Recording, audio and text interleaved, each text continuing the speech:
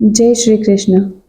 ગાથા સનાતન ધર્મ કથા પર આજે આપણે ધરો આઠમના વ્રત વિશે જાણીશું. વ્રતનો દિવસ. ભાદરવા સુદ આઠમના દિવસે આ વ્રત થાય છે. વ્રત વિધિ.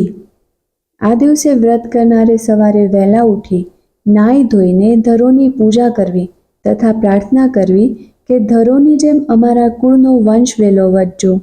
એ દિવસે ટાઢું ભોજન જમવું. જમવામાં ચોખાની કુલેર, ફણગાવેલા કઠોળના વડા વગેરે ખાઈ શકાય. વ્રત ફળ. પોતાના બાળકના દીર્ઘાયુ માટે આ વ્રત કરવામાં આવે છે. વ્રત કથા. વર્ષો પહેલાંની આ વાત છે. કોઈ એક ગામમાં સાસુ વહુ રહેતા હતા. વહુને એક દીકરો હતો. સાસુ વહુ બંને મહેનત મજૂરી કરીને પેટ ભરતા હતા. વહુ સાસુના કૈયામાં હતી. ખૂબ ડાય હતી. ધરો આઠમનો દિવસ આવ્યો. એ દિવસે સાસુએ વહુને કહ્યું, વહુ, ચાલ આપણે ખેતરમાં જઈ ઘાસ વાઢી લાવીએ.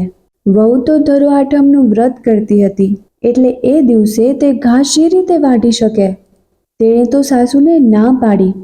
પણ સાસુ તો તેના પર ગુસ્સે થઈ ગયા અને બોલ્યા, કેમ અલી, ઘાસ વાળવાની ના પાડે છે?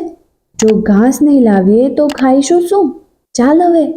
સાસુ આગળ બિચારી વહુનું કાંઈ ન ચાલ્યું.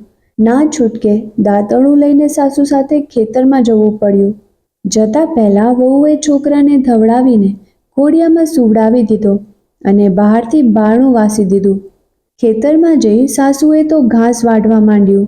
પણ વહુનો જીવ ના ચાલ્યો. તે વિચારવા લાગી, આજે ધરો આઠમના દિવસે લીલું ઘાસ શી રીતે વઢાય? જો સાસુનું કહ્યું ન માને તો તેનું આવી બને. સાસુ તેની સાથે ઝઘડો કરી બેસે. કરવું શું? આથી તે ધરો બાજુ પર રાખી અન્ય ઘાસ વાઢવા લાગી. સાંજે ઘાસનો ભારો લઈને સાસુ વહુ ઘર તરફ પાછા આવતા હતા. ત્યાં જ તેમને સમાચાર મળ્યા કે તેમના ઘરને તો આગ લાગી ગઈ છે. આ સાંભળી તેઓ દોડતા ઘેર જઈ પહોંચ્યા. જઈને જુએ છે તો આખું ઘર આગની જ્વાળાઓમાં લપેટાઈ રહ્યું હતું. વહુનો જીવ તો અદ્ધર થઈ ગયો. ઘરમાં તો બાળક સૂતું હતું. વહુએ હિંમત કરીને બારણું હડસેલી નાખ્યું અને અંદર જઈને જોયું તો બાળકની આસપાસ ધરો વીંટળાઈ વળી હતી. વહુને શાંતિ થઈ. દીકરાને વળગાવી લીધો. પછી બહાર આવી સાસુમાને કહ્યું, માજી, આજે મારું વ્રત ફળ્યું. ધરોમાએ મારા બાળકને બચાવી લીધું. સાસુ પણ આ દ્રશ્ય જોઈ આશ્ચર્ય પામ્યા અને તેમણે એ જ વખતે ધરો આઠમના દિવસે ઘાસ નહીં વાળવાની પ્રતિજ્ઞા કરી. ધરો આઠમનો પ્રભાવ અનેરો છે. આ વ્રત કરનારનો વંશ વેલો વધે છે અને સંતતિ આયુષ્યમાન બને છે, અર્થાત લાંબુ આયુષ્ય ભોગવે છે. હે ધરોમાં, જેમ તમે વહુને ફળ્યા તેમ આ વ્રત કરનાર સૌને ફોડજો. જય શ્રી કૃષ્ણ.